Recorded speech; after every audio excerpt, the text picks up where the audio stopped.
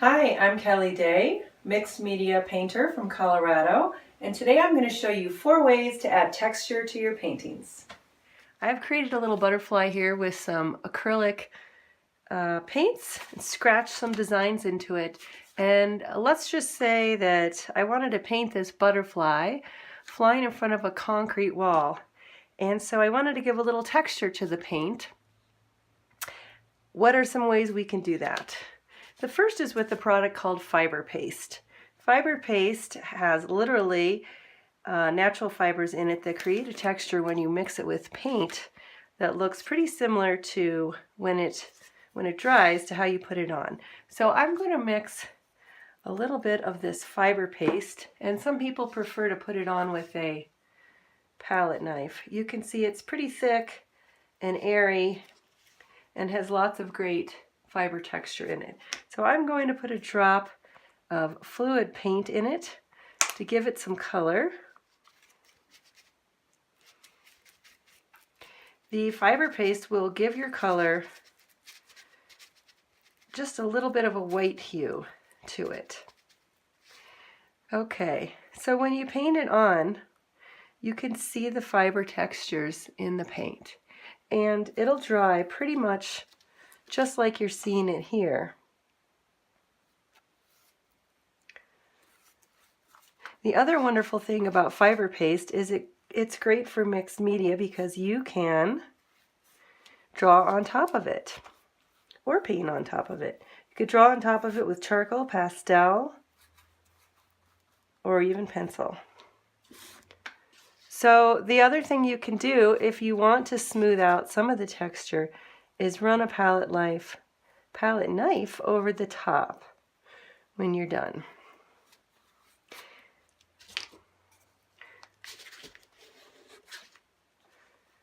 So I'm going to use my color shaper here to smooth it out a little bit. But you can see the nice thing about the fiber paste is it gives that great amount of texture to the paint. Another great way to create texture in your paintings is to use a product called molding paste. Now, molding paste is a golden product. It is great for building surfaces and creating textures because it dries hard and it holds its peaks. Molding paste also has some marble dust in it, and so it will also give your paint a little bit of a white tint. So again, most people like to use a palette knife for this. I'm just going to use a brush here today and create 3 different colors for my waves in my ocean.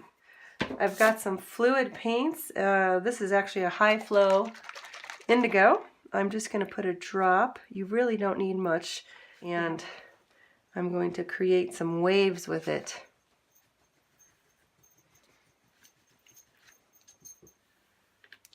Now, what I like about using the brush for this is, to me, it gets a lot of color and a lot of texture, and it will actually hold the brush stroke. And see how beautiful that is? That heavy, heavy paste will just dry like that and hold its form. You can see we have a really heavily textured brush stroke that's going to dry and hold that. Okay, I've got another butterfly here, and let's say I want to paint the butterfly flying in front of a glass window. I'm going to create texture this time with glass bead gel. The glass bead gel literally has genuine glass beads in it, and it's just a beautiful product, sparkly, adds a little bling. It gives a look similar to condensation on a window. So you could see it better if you add a little bit of light color to it because it allows the glass beads to illuminate. So I'm going to add just a drop of fluorescent blue to create that look of that old school window. Okay, and then let's paint the window behind your butterfly. And you can see the little bumpy glass beads.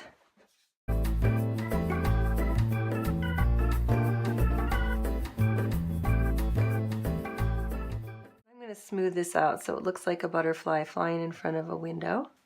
And you can see that this is a gel. so it's translucent. Unlike the pastes that we worked with earlier that have marble dust in them, and those are opaque with that white marble dust.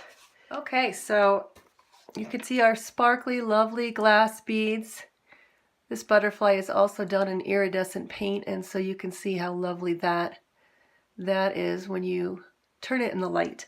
But the texture here of the glass beads gives that reflection of the light also. And okay, we're learning lots of ways to add texture to your paintings, and there's so many even more fun ways. One of them is Gold Mica Flake, which is literally an acrylic medium with flakes of gold mica in it. It looks like a paste, but it dries to this amazing dry mica substance. So if you're into extreme texture, you can literally make a painting with this stuff. Here I've painted on some of the different mica products and then went over them with fluid acrylic paint. So you can see that you can add color to them. This is done with a pearl mica, and then you can scratch patterns into them and paint trees and clouds when they are wet. So there's so many amazing fun products that you can play with. Here's the gold mica, the pearl mica, micaceous oxide, which is like a sandpaper texture, and coarse alumina, which is a heavier sandpaper, and then black mica flake as well. Thanks for joining me.